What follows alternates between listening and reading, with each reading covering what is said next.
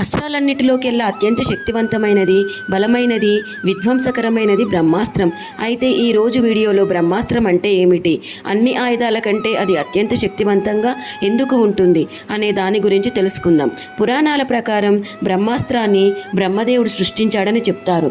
అయితే ఇది విశ్వం యొక్క అన్ని కార్యకలాపాలు క్రమం తప్పకుండా జరగాలని బ్రహ్మ ఈ ఆయుధాన్ని సృష్టించాడు. వీటితో పాటు బ్రహ్మశీర్షాస్త్రం, బ్రహ్మాండాస్త్రం అనే మరో 2 ఆయుధాలను కూడా బ్రహ్మ సృష్టించాడు. వీటికి భూమిని నాశనం చేసేంత శక్తి ఉందని చాలామంది నమ్ముతారు. అయితే ఈ అస్త్రాన్ని ఒకసారి వినియోగిస్తే 12 సంవత్సరాల వరకు ఆ ప్రదేశంలో గరక కూడా మొలవదు. ఈ అస్త్రాన్ని వినియోగించాలంటే బ్రహ్మను తలుచుకొని ఇంద్రియాలన్నీ అదుపులో పెట్టుకొని ప్రయోగించాలి.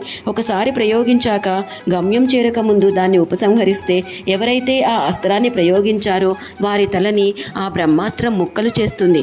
మహాతప సంపన్నుడైన వశిష్ఠ మహర్షి దేవ